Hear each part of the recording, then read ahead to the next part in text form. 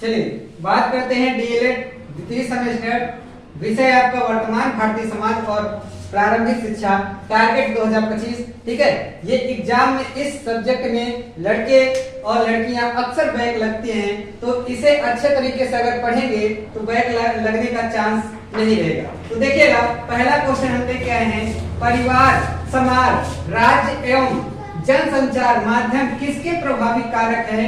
ये शिक्षा के प्रभावी कारक है। ठीक है, अगला हम क्वेश्चन की बात करें, दूसरा नंबर, विद्यालयों में सभी को एक साथ रखना, सबके साथ समान व्यवहार करना व सभी के बीच एकता बनाए रखना क्या कहलाता है? ये कहलाता है भैया शैक्षिक अवसरों की समानता। ठीक है, अगले क्वेश्चन की मैं बात करूं तो विद्यालय या समाज में सभी के बीच बिना लिंग भेदभाव के कार्य या व्यवहार करना क्या कहलाता है? तो लैंगिक समानता कहलाता है। ठीक है, क्या कहलाता है? लैंगिक समानता कहलाता है। चलिए अगले क्वेश्चन नंबर 4 की बात आती है, तो ग्राम शिक्षा समिति का अध्यक्ष कौन होता है?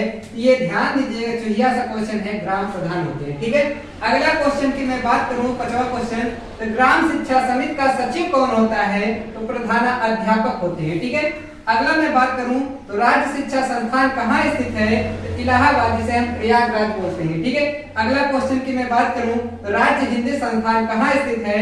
ये वाराणसी में स्थित है। ठीक है, चलिए अगले क्वेश्चन की ओर की बात करते हैं, आंग्ल भाषा शिक्षण संस्थान कहाँ स्थित है? ये भी इलाहाबाद में स्थित है। ठीक है, अगला मैं क्वेश्चन की बात करूं, 9वां क्वेश्चन, तो बौद्धकालीन शिक्षा के अंतर्गत मठ में प्रवेश के पूर्व कौन सा संस्कार होता था? ये संस्कार जो होता था वो प्रवज्जा संस्कार होता था। ठीक है, अगला क्वेश्चन है 10वां नंबर, शिक्षा के किस उद्देश्य के अंतर्गत व्यक्ति के उच्चतम विकास अथवा आत्मज्ञान पर बल दिया जाता है?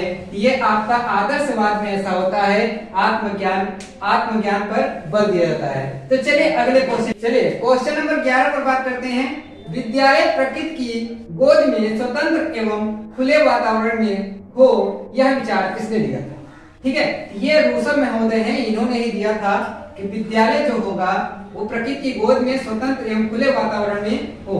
ठीक है, अगला क्वेश्चन की मैं बात करूं 12 क्वेश्चन पर, जनसंख्या शिक्षा को राष्ट्रीय कार्यक्रम के रूप में किस वर्ष लागू किया गया? तो ये आपका सन 1969 में लागू किया गया।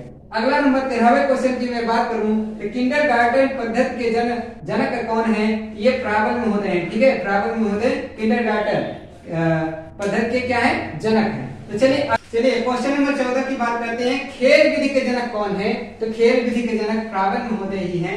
अगला 15वां क्वेश्चन की अगर मैं बात करूं तो पंचपदी प्रणाली के जनक कौन है? तो हर्बर्ट स्पेंसर हैं। ठीक है, 16वें क्वेश्चन की मैं बात करूं तो बुनियादी शिक्षा के जनक कौन है? तो महात्मा गांधी हैं। ठीक है, अगला मैं बात करूं 17वां क्वेश्चन, ये इंपॉर्टेंट है, ये आपका एग्जाम में पक्का आ सकता है। ठीक है, ये 100% आएगा। बीआरसी का पूरा नाम क्या है? तो ब्लॉक संसाधन केंद्र है। तो चलिए अगले क्वेश्चन की ओर मैं चलता हूं।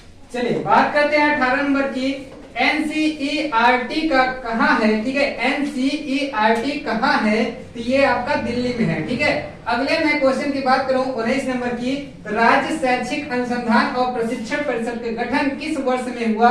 ये आपका 1981 में हुआ था। ठीक है, अगले क्वेश्चन की मैं बात करूं तो राज्य परियोजना कार्यालय कहाँ है? ये लखनऊ में है। ठीक है, अगले मैं क्वेश्चन की बात करूं 21 नंबर, मनोविज्ञान और निर्देशन विभाग कहाँ है? ये आपका इलाहाबाद में है। ठीक है, अगर वीडियो अच्छा लगे तो लाइक, सब्सक्राइब एंड शेयर जरूर करिए।